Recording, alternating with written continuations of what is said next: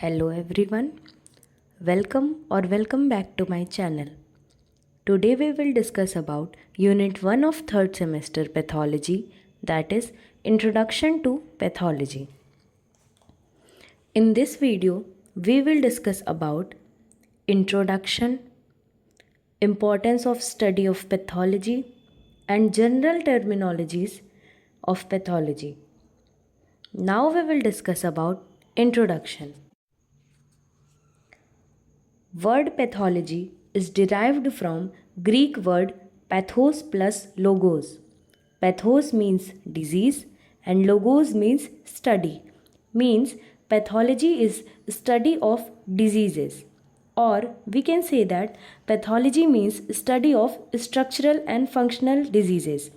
मतलब स्ट्रक्चर और फंक्शन जो भी डिजीज़ का होता है वो सारा चीज़ हम पैथोलॉजी में स्टडी करते हैं. Also pathology refers to study of microscopic and microscopic changes of organs, tissues and body cavities as a result of inherited genetic variations and environmental factors. मतलब किसी भी ऑर्गन, टिश्यूज़ या बॉडी कैविटीज़ के gross study या तो microscopic study जिसमें हम changes देखते हैं उसकी स्टडी को हम लोग पैथोलॉजी कहते हैं. Rudolf Virchow is known as father of modern pathology. Next, we will discuss about importance of study of pathology. In this, first one is to understand disease mechanism. Means किसी भी disease के progression का क्या mechanism है उसके study को हम लोग पैथोलॉजी में इम्पॉर्टेंट होता है. Next is to correlate sign and symptoms with underlying cause. किसी भी डिज़ीज़ का क्या साइन एंड सिम्टम आ रहा है और उसका अंडरलाइंग कॉज क्या है उसको पता करने के लिए, उसको कोरिलेट करने के लिए हम लोग पैथोलॉजी की स्टडी करते हैं. Next, to guide diagnosis and investigation. Means study of जो पैथोलॉजी होती है वो किसी भी डायग्नोसिस और इन्वेस्टिगेशन को गाइड करने में हेल्प करती है क्योंकि उससे हमें डिज़ीज़ का प्रोग्रेशन पता चल जाता है. Next is plan effective treatment. अगर हम सही डायग्नोसिस और इन्वेस्टिगेशन कर लेते हैं तो हम उसका इफ़ेक्टिव ट्रीटमेंट प्लान कर सकते हैं. Next is predict prognosis and complications. Means अगर हम किसी भी डिज़ीज़ का डायग्नोसिस या ट्रीटमेंट कर रहे हैं तो उसका क्या प्रोग्नोसिस हो सकता है, उससे सही होने के कितने चांसेस हो सकते हैं या फिर उसका क्या आगे कॉम्प्लिकेशन हो सकता है, ये सारा हम लोग ग्रॉस और माइक्रोस्कोपिक चेंजेस पता कर पैथोलॉजी से पता कर सकते हैं. तो ये सारा था importance of study of pathology. Next we will discuss about some general terminologies of pathology. Now we will discuss about terminologies. In this, first one is gross pathology. What do you mean by gross pathology? Means what you see with naked eye in diseased organ.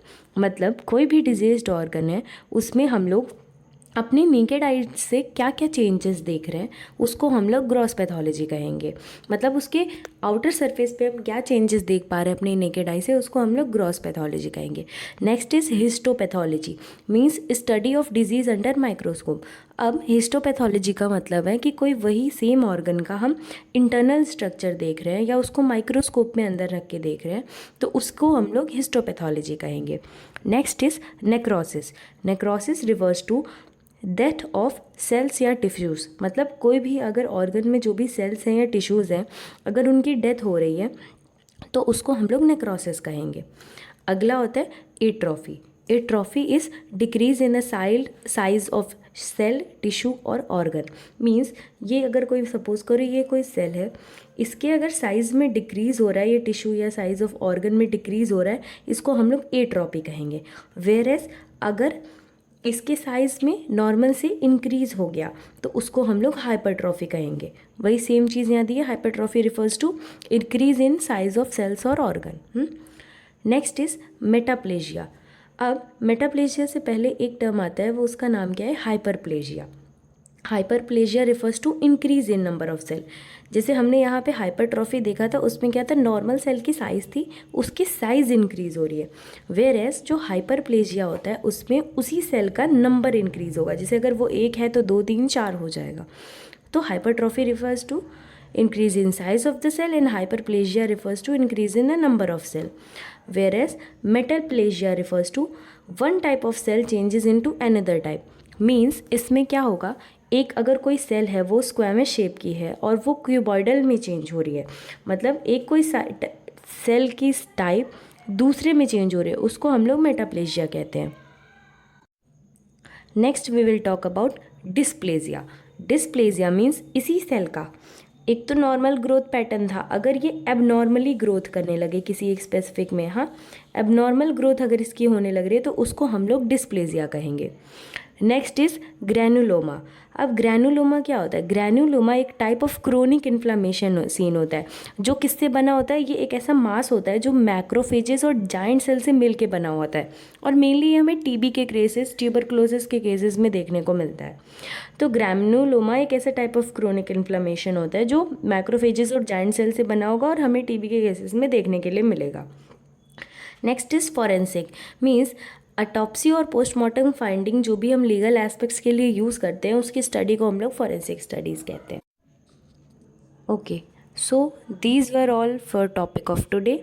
We have discussed about the introduction of pathology, importance of study of pathology and terminologies of pathology. Thank you so much. Hope you liked my video. Don't forget to like, share and subscribe to my channel.